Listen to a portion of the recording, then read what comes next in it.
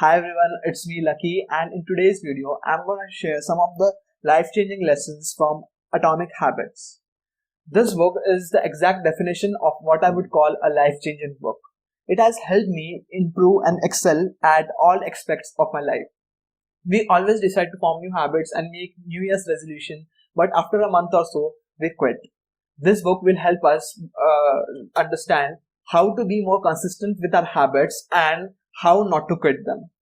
And before getting to the actual lessons, I just want to say that I am no expert on habits. I have just read this book and I want to share the lessons that have helped me improve in all my habits. So without further ado, let's begin. So the first lesson that I want to share from this book is there is a difference between motions and actions. For explaining this, I will give you one example. Let's say I want to become an author and write a book till the end of the year. It will be really tempting for me to watch tons of YouTube videos on how to become an author, read books on writing books, join classes, search for classes on writing. But all this stuff, all this preparation after a certain point will become motions. All these motions, even though they are important till a certain point, after a while it just becomes a form of procrastination. But the actual thing that will help me become an author and write a book is actually sitting on my computer every day and writing. The action here is writing.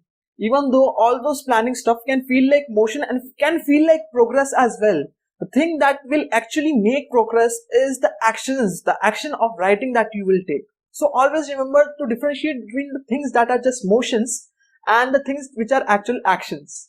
So the second idea from this book, and the one which I find the most interesting, is we need to fall in love with boredom. So what I mean by that, I will explain in an example. The author says that the difference between really successful athletes and everyone else is the fact that they know how to manage their boredom. But how? Let's say I want to become a bodybuilder. What I need to do for it is join a gym and exercise each and every day. But the author says that the difference between really successful people and everyone else is the fact that they show up every day and do their stuff even though they are not feeling like it. Excellence requires practice. Practice requires repetitions. Repetitions can become a bit boring. But we need to understand that boredom is good for us and we need to fall in love with it and be comfortable with it. This is the aspect of this book which is the most difficult for me, and I think it would be the most difficult for most of you all too. We have to become more comfortable with being bored because it is a thing that will help us excel. So what I have started to do, and it has helped me a bit, is take digital detoxes every 1 day a week. So what you have to do is don't use your phone, laptops or TVs or any digital devices for the entirety of the day. You can do exercises, study, read and or any other stuff that will help you be more productive.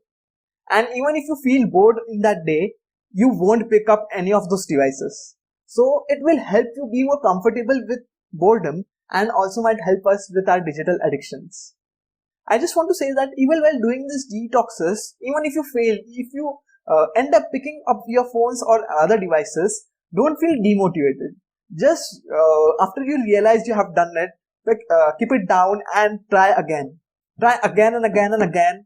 And after a while, it becomes easier and you will be more comfortable. The third idea, and the idea which I think is the most important in this book, is the 1% rule or the compounding effect. But first, we have to understand that true progress is slow and many a times difficult to notice.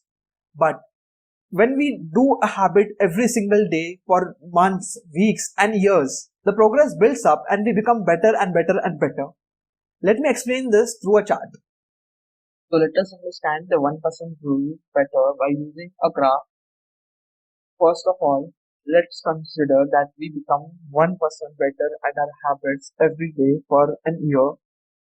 The 1% improvement won't seem much at the beginning, but as the time passes, the progress starts to build up and you see significant changes and improvement in your abilities.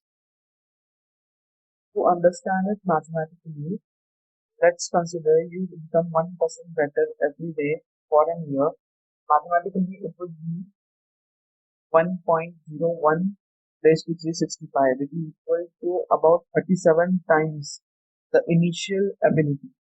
You will be 37 times better at something at the end of the year when you improve by only 1%. For As you this, can I need see to that take my own handwriting example. wasn't very good, but I decided to improve on it and practiced writing one paragraph in good handwriting every day for the last 5 months. Even though my handwriting is still not very good, the change is apparent and it has improved and will keep on improving. Let's say I overate for a day, it won't make much of a change to me. But if I started overeating every single day, the weight gain won't be that prominent at the moment. As the days and weeks and months passes, my weight will start to increase gradually, and after a year I will get obese. So every day be conscious of your good as well as bad habits, because both of them can shape your life. So the fourth and the final idea about which I'm going to talk about is reflect and review. But before going into that, I want to say that the author recommends us to use some sort of habit tracker in our phone or a physical notebook to track our progress and track our consistency in maintaining our habits. And then comes the reflect part. The author recommends us to review our past week or our past month by using those trackers and seeing how consistent we were with our habits, and also see how much we have progressed. By doing this, we can easily find out the aspects in which we are lacking and improve on them. And also, it can sometimes be very difficult to see progress, and that can be a bit demotivating.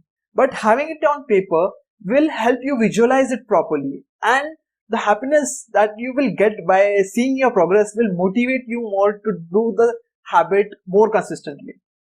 So that's it for today, guys. I hope you liked this video. If you did, give it a thumbs up, subscribe to my channel, and comment down below the non-fiction books that you want me to read and make similar videos for them.